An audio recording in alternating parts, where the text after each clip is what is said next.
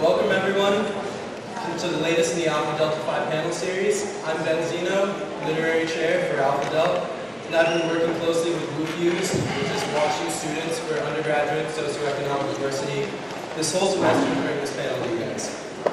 To give you guys a little bit of background, Alpha Delta Phi is a social fraternity, but way back in 1832 when we were founded, we were a literary society. We like to stay true to those roots, but we interpret literary a little more broadly. We don't just read books, we sort of interpret it as a sort of a broader value of like scholarship and any sort of intellectual pursuit. So with that in mind, every semester we try and bring a panel to the WashU community. The last two panels we've done, one last semester was about racism and political correctness, and one before that was about hookup culture, specifically freshman hookup culture. But today, we're tackling an issue that is relevant to every student and faculty member in this room: WashU spending. To put it in perspective, the city of St. Louis spends $2.3 billion each year as part of their budget. I actually messed that up. The city of St. Louis spends $1 billion. WashU is the group that spends $2.3 billion every year. I only say that to show what a big impact WashU spending has, not just on us in this room, but the whole community at large. I've sort of noticed in my time at WashU a lot of misinformation among students about where exactly money for different things comes from, where their money that they pay in tuition goes, and so we sort of wanted to clear the air around a lot of those issues, as well as explore what the student's role is, as we're the only one facet of the large and complex community at WashU that needs to decide how we spend our money. The first half of this panel will be moderated by Noel Fefer of WUFUs, and the second half will be an opportunity for you guys to all ask questions. To streamline that process, we're going to use Twitter, as well as having you guys actually ask them directly from the audience. For using Twitter, we'd like you to tweet at Elliot AlphaDelta, that's 1L, 1T. And then, we'll also be monitoring the hashtag tuition panel, and we'll pull equally from audience questions in the house as well as on Twitter, so definitely use that. Also, you may have noticed that there's a note card that you were given by a member of WUFUs. This panel is about the role students can and should play in WashU spending decisions, and we want to start a conversation. So one of the ways we want to start that is if you have any sort of reaction, thought, experience related to anything you hear at this panel, just jot it down, and we'll collect that at the end, and ultimately we're going to relay that information to some members of the administration, just as a way of actually starting that conversation in a concrete way. Also, I just wanted to apologize to anybody here who was coming to specifically to see Professor Garrett Duncan. He unfortunately had to cancel at the last minute for a very legitimate health concern. I spoke with him on the phone today though, and he is doing alright, but just was unable to make it tonight. But I do apologize if you came to see him, but I wanted to say that we are extremely lucky to have Shawande Mustaqim in the house. She is amazing. We are extremely lucky that she was able to join us, especially at so at the last minute. She's a hero.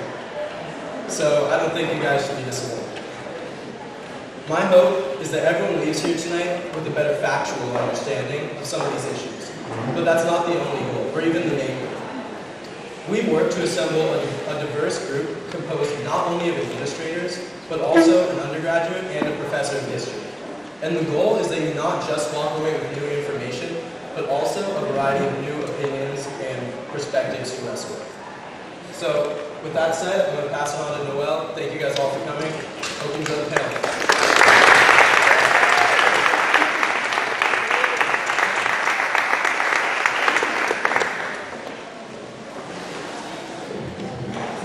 Thank you very much for coming, panelists. We're really lucky to have you here. And thank you guys, because as Ben said, this is about starting a conversation, and the first step is being here. So thank you guys very much. Of course, we all care because, for starters, the $2.3 billion that we were talking about, 1/8 of that comes from our tuition. But more fundamentally, the way we choose to spend our money, the decisions that the administration makes, reflects the values of our university. So we're really excited about this event, and we hope it generates some conversations. Before we get into these broader themes, though, I think it's important to start off with getting some facts straight. And to that end, let's just clarify some numbers. WashU generates roughly $325 million in revenue from tuition, another $225 million from interest from the endowment, another $1.6 million from med school grants, gifts. So, how do we spend all that money? How do we spend twice what it takes to run St. Louis? I'm going to ask Provost Thorpe to get us started there. What are our big expenditures?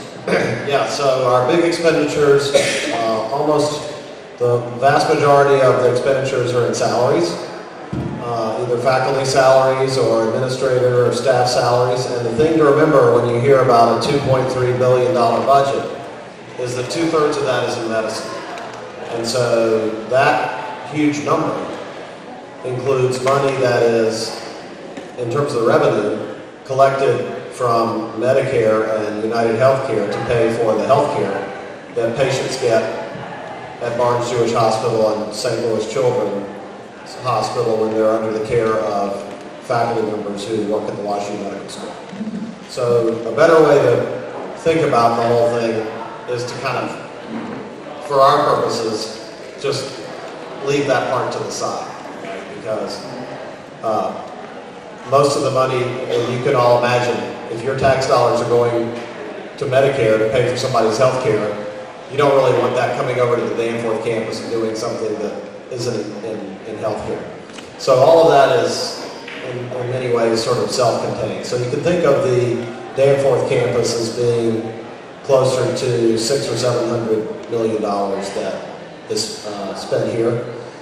The vast majority of that is still in salaries. Salaries that pay faculty, staff, and graduate students. The PhD students in arts and sciences and the other disciplines typically get paid a stipend. And then there's money that's paid for rent and utilities. These are big complex buildings and we have invested a lot in making sure that they're environmentally the best in all of higher education by quite a large margin.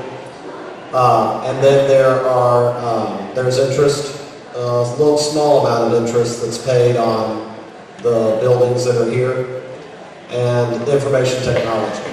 So one of the things that's important to think about when you think about a place that's as big as this, so there's with staff and students, there's about 16,000 people on the Danforth campus, all connected to the internet. You get Netflix in your dorms. We move confidential patient record or patient data and human subjects data around. We do really hard, complicated things with the internet with way more users than any other type of entity would have. And so the hardware and the people support that goes for that are quite a lot. So I don't know, do you want me to get into why we have lots of different kinds of employees, or are we just looking for the breakdown? I think the breakdown is good for now, although we'll get deeper into it soon. I'm actually curious, you mentioned construction, and that's a very common experience as part of being a student here at WashU. We see the lofts go up, we see the new business school, athletic complex, new school social work. I was wondering if, Dean Gupta, you could go into a little bit what the process leading up to the decision to make such a big expenditure for Bauer Hall looks like. Yes. And how much it costs. So So the Bauer and Knight Hall are the two new buildings for the business school. They just opened in May. How many of you have visited those buildings? That's wonderful. Thank you. How many of you purchased a Starbucks in the building? You know, as a business school person, I'm going to make sure that I got customers. It is important. But Bauer and Knight Hall is 177,000 square foot complex, and as you asked, the total cost is $90 million. Now that's a large ticket item, and you may say that that's a big spending. But when it comes to spending on the buildings in terms of construction, we have a commitment that those spendings do not come from our operating funds. Funds that are made up of tuition, or as Provost said, the fund that go to pay for the salaries of IT and those budgets. So out of that $90 million, $20 million that we have earmarked from the prior gifts that we have received and we have saved that are dedicated to the capital project. Many donors over time, they give gifts that are only for the construction of the new spaces or for remodeling of the existing spaces. And the rest of the $70 is what we call is the fund that we are in the process of raising those funds. Now, having said that, you may ask that, well, Mahendra, you got to pay for the contractor now. They're not going to wait for you to raise the money. So, to finance, we borrow the money. So we borrowed the money, $76 million for the project to pay for the current bills for the contractors and otherwise. And we tried to borrow the money at very favorable interest rate. Fortunately, Washington University has a very good rating among the universities, and in fact, many companies are envious of the rating that we have. So we get the money at a very good interest rate, and we use that money to act as a bridge finance in the interim, where we continue to raise the money from external donors that supports the capital project. Of course, our hope is that by the time we finish raising all the money, we raise more than what we spend on these buildings. So when we go out in the next 10, 20, 30 years to build another building or renovate existing building, we do have a safety cushion to get it started. At the end of the day, though, a big ticket item like that, investing in that means that we can't invest in something else. All spending is a trade-off. When you made this decision, what trade-offs did you have to make? Absolutely, it is a trade-off, and the biggest trade-off is that we add our commitment to our students. The buildings signify the long-term commitment to the education and education experience of our students. What do these buildings do? As those of you who have been in those buildings, they create additional classrooms that allows us to manage the class size, add the electives, add the more sections. They create the study rooms, they create the social spaces. They are there not only to create the benefit for our students in the present scenario, but they are there to create the benefit for years to come. Some of you may not know this, but the building right next to Knight and Bauer Hall is Macmillan Hall. That is a 110-year-old building. The investment that was made in that building still is benefiting our students today. We build our buildings with the same kind of standard to continue to benefit generations of the student, because our commitment, as you know at Washington University, students matter. It's our commitment to create exceptional education and educational learning experience in spaces where you learn, where you sit, just like look at the Tisch Common. These are important part of the equation to create the right educational experience for each and every one of you, not just for today but the long term. So these are long-term decisions and cannot be traded off with respect to the operating fund decisions that Toast just talked about. Tori, as you know, all building construction decisions must be approved by the Board of Trustees. I was just wondering, in your role, what have you learned about how they approach these decisions, and anything you'd like to share with us regarding the Board of Trustees?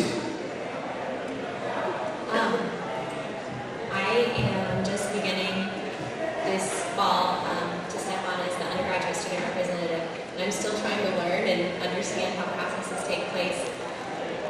I have seen that board members are excited about the new buildings underway on campus and the investments being made. I learned about the ways that they contribute to our university by being very interested in what students care about and wanting to know more about that, and being really involved in the different capital campaigns that there are to invest here. I'm sorry, I don't have great details on how the whole process unfolds. Provost Thorpe knows much more than I do about that. Anyone should feel free to jump in. Fantastic job, though, representing you all on the board. And anyone should feel free to jump in at any point.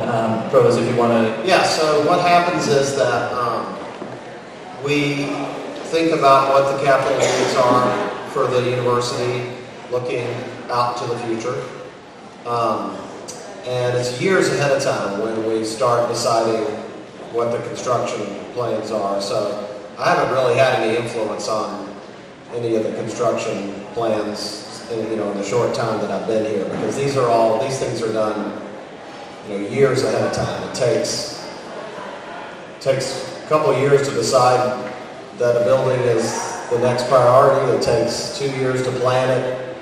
It might take a little while to raise part of the money that comes from private gifts. And there's a committee of the board called the Buildings and Grounds Committee that reviews the ideas, and then they review the plans, and then they review the selection of the architect and the budget and all the way through the process.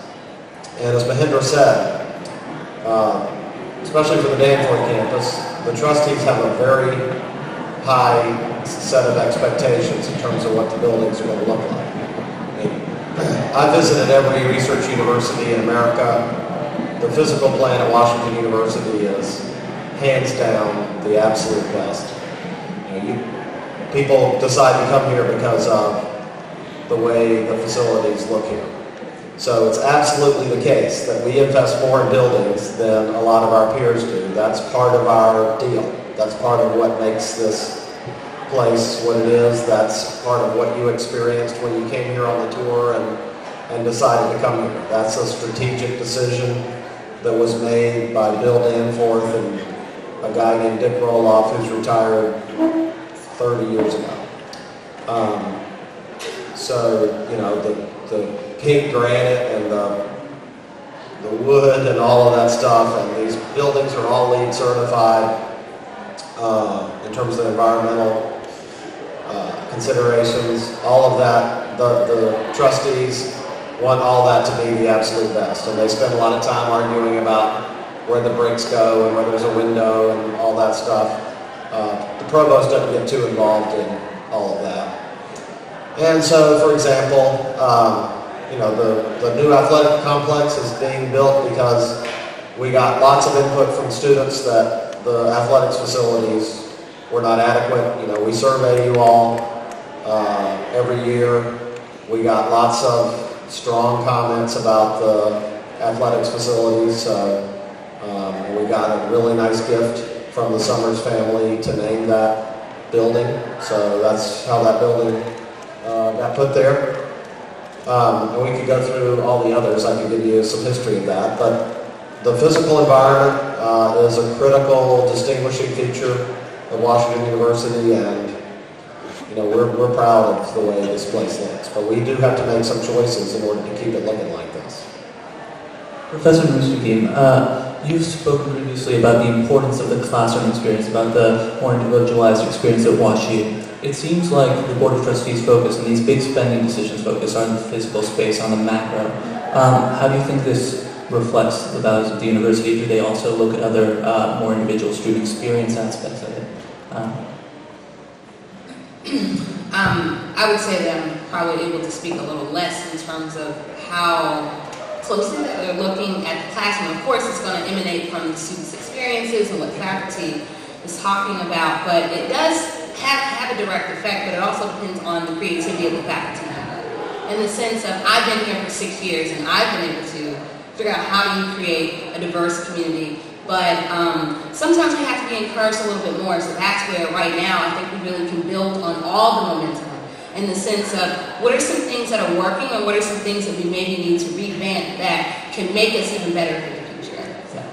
How do you feel a new building impacts this creativity or this individual student experience? Well, there's two things I guess I could sort of speak to. Since you mentioned Macmillan, and that is where one of my offices is.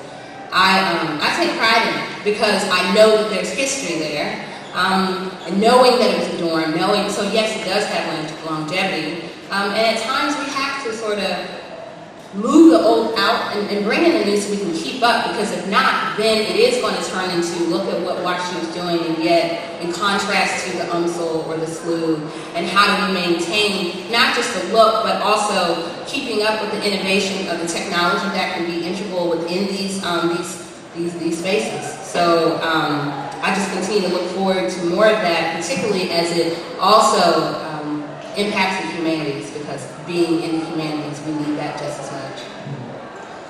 One of the trade-offs that a lot of outside observers have critiqued Washington University for, particularly the New York Times, is for lack of socioeconomic diversity here. And I was wondering how you approach these trade-offs in the decision-making process itself, where that fits in, or if it's mentioned or the trade-off is ignored. Anyone can speak to it. Oh, right. All of you. Okay. Well, so yesterday I was installed as the Rita Levy Montalcini Professor, and I gave my installation address, and there were a lot of trustees there. And you can read it on my WordPress page, which is Holden WU, which is the same as my Twitter handle. And I had 6 priorities, and this was the #1 thing in my talk. And I got a standing ovation at the end, and there were a lot of trustees there, so I think there's enthusiasm building for addressing this, and this event is another sign of that.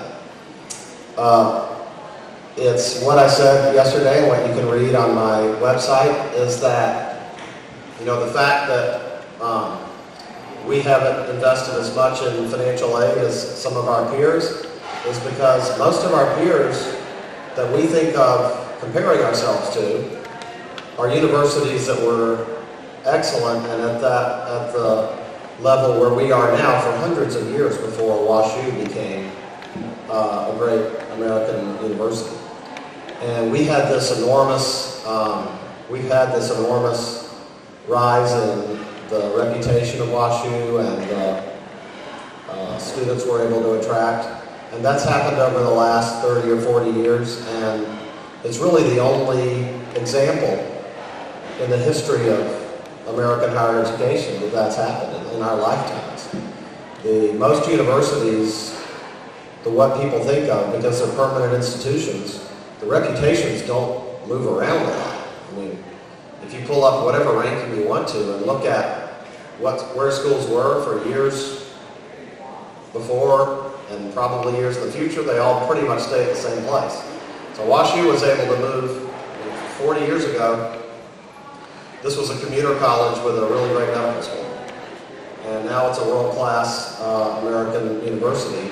And the way it got there was by spending money on getting the people and physical environment here that was able to create this. So we've kind of completed that, and you know, my point has been, which I think is resonating with people, that, well, that's great, but we're not going to be one of the great American universities unless we honor the obligation that we have as one of America's great universities to provide educational opportunity. And so the project for the next several years is to figure out how to increase the number of low-income students here, but not just the number of low-income students, but the students who have outstanding financial aid packages. You can admit lots of people, but it's irresponsible to admit folks and not give everybody a fair chance to succeed. And the way we do that is we use the federal guidelines to calculate how much financial aid everybody should get, and that's how much we provide.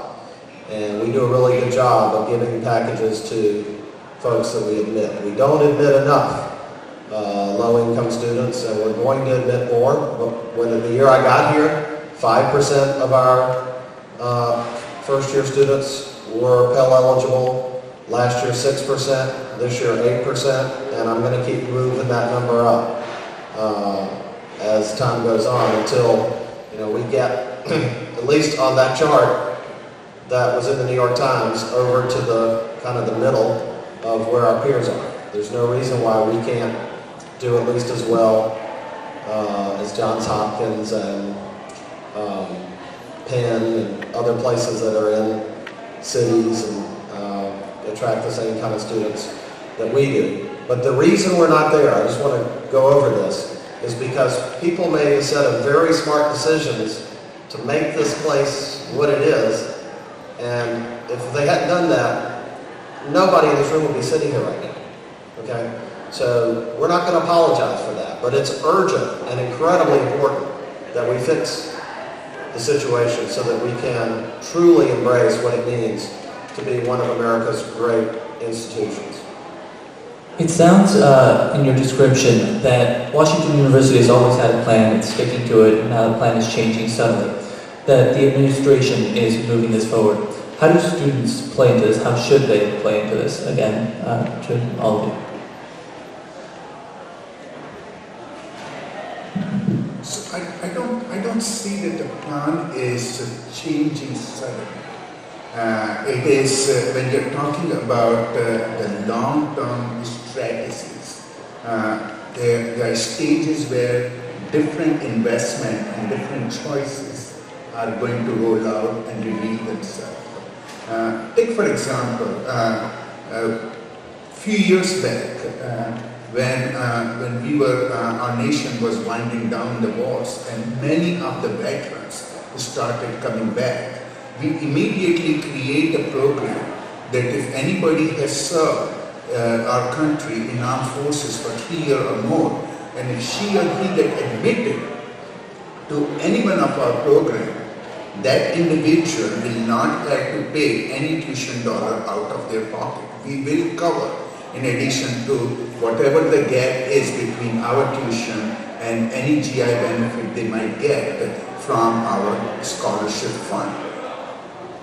Now those are the events with changes, and we cannot plan for that, and we need to be prepared for such changes that take place. But as Provost is talking about, when you're looking at the planning for the long term, you need to plan for what will come next, the necessity that allows us to become good. And from good, it continued to put us on the path of being excellent. You need to have the base, and then you start strengthening the base to build a future. I always say that, as Provost said, that we are deeply grateful to our leaders who made investment to make this university such a great place. That, and 161-year-old history, but the recent history where we have become a national and international university. We need to continue, maintain the investments, and then we need to continually expand now our reach. We can think about many of those choices because our predecessors have made us strong in terms of investment, strong in terms of fundraising, creating a very loyal alum, and the most important of all, making us an attractive place to attract the best student in the faculty. And we will continue to do that, including diversifying our student in the faculty. If WashU's present is built upon this long-term investment, and if its future is as well, then what role do students who have 4-year interest in WashU, what role do they play in making these decisions? What role should they play? Well, Oh, sorry, to add a slight point. What? Well, I mean, go ahead. No, please, Professor. Go ahead. Oh, well, I have a response, but it goes off in another direction because the Go way for the it. question was framed, and that's why I was thinking it would be something that the school would often speak to. But I think, okay, so I've just gotten off leave, and being immersed in this non-academic world, focused on my research in a lot of different ways, it really began to foster this doing. What do we do? Because we talk, we write the research, we're writing to one another, but how do we begin to move beyond the traditional boundaries of just the scholarly world? So one of the big things, one of the easiest things, is we have the buildings, we bring in the intellects, we have got to invite the community more than we do. I cannot emphasize it enough because when I put my hand on a program, the number one people I'm inviting are outside of WashU because we continue to try to ask the same people to come to the same programs, and yet, again, we have dynamic buildings, we have a wonderful campus, and we need to share it. And I say that because I cannot say how many times there have been people who have said to me, I will not come to WashU because we're not allowed. And this has been, in many regards, a lot of African Americans, and then some people who feel like because I don't have a college degree or because I haven't been immersed in that environment that I'm not allowed. So the way that we allow, if you will, and that might not even be the right word, the way to correct it is provide parking passes, begin to, partner with other organizations and different just institutions and different things outside of WashU, bring them here, and then also go outside of it. So even a year ago, I'm not trying to dominate, but I'm trying to use my experiences to explain something that more of us need to do, because in many ways it's falling on the faculty of color to do it. And that is that last year I had my students, we went to Harris Stowe. And so we began to have an unprecedented conversation to really look at what does slavery mean in the 21st century for college students at a predominantly white institution and a predominantly black institution. And it became very revealing in the sense to take my students on the metro. And then, yeah, well, okay, it was free, so what? But these students came and picked us up, and then it was just sort of the whole reality of what do their buildings look like? What do they have? How many people were there? All of this. And so it gave a real perspective that my students would not have learned if I had not contacted a colleague at another institution and said, we have got to raise the bar beyond leaving it completely confined in our perfect institutions. Right on.